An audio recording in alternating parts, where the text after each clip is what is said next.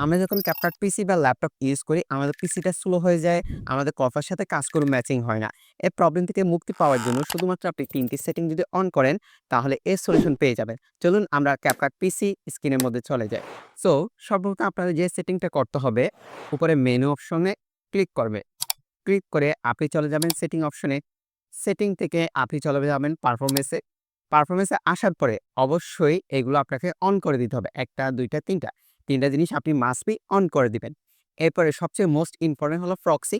So এই প্রক্সিটা কাজটা কি? এটা হলো আপনার ফাইলকে একটা কপি করে একটা লো কোয়ালিটিতে রেখে দিবে, যাতে আপনার ফাইলটা ভারী না হয়। অবশ্যই আপনার প্রক্সিটা অন করে দিবেন। সেই সাথে প্রক্সির মধ্যে এখানে আপনি চাইলে একটা ফাইল করে রাখতে পারেন। মাস্ট বি একটা ফাইলের নাম দিয়ে করে রাখবেন। আমি কিন্তু এখানে প্রক্সি ফাইলের নাম দিয়েছি প্রক্সি। ওকে? এই সেটিংটা করার পরে আমি জাস্ট সেভ অপশন দিব। একটা কাজ শেষ। এরপরে আপনি চাইলে এই কাজটি সেম ভাবে কোথায় থেকে?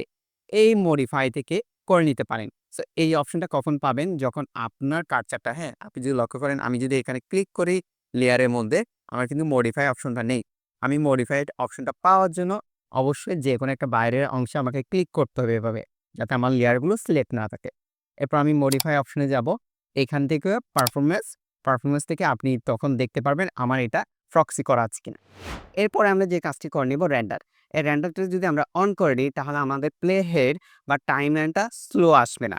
সো এটার জন্য আমাদের কি করতে হবে? টাইমলাইনটাকে সিলেক্ট করে মাউসের রাইট বাটন ক্লিক করব। ক্লিক করে আপনি নিচের দিকে রেন্ডার অপশন পাবেন। রেন্ডার থেকে হোল্ড টাইমলাইন এটা আপনারা অন করে দিবেন। ২ টা বিষয় গেল। এখন ৩ নাম্বার পয়েন্টটা হলো সবচেয়ে বেশি ইম্পোর্টেন্ট, এখান থেকে আপনি ফুল অপশনে ক্লিক করবে। এখানের মধ্যে আপনি দেখেন high quality, low quality, medium quality এভাবে আছে। সো আপনি যদি ৮ জিবি বা র‍্যাম ইউজ করেন, হ্যাঁ? আপনার র‍্যামটা যদি অবশ্যই কম থাকে, তাহলে আমি আপনাকে সাজেস্ট করব আপনি হাই কোয়ালিটি বা মিডিয়াম কোয়ালিটিতে আপনারা কি করবেন?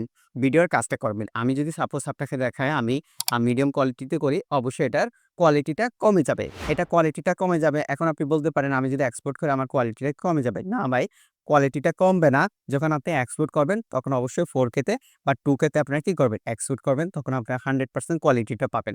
যদি এই ২ টা কাজ করার পরেও যদি আপনার প্রবলেমটা সলভ না হয়, তাহলে আপনি এখানে কি করবেন? এই ফুলের মধ্যে এসে ফুল কোয়ালিটি থেকে আপনি হাই বা মিডিয়ামে, না হয়তোবা আপনি লো কোয়ালিটিতে করতে পারেন। এই ৩ টা জিনিস কাজ করার পরে আপনাকে আমি কিছু বোনাস টিপস দিব। সেটা হলো আপনি যখন কাজ করবেন কোন ধরনের ক্রোম ব্রাউজার টাইপ ওপেন করবেন না। দেখেন যে আমি Facebook, Instagram তাছাড়া কি অন্যান্য অ্যাপস এরও কাজ করে থাকি।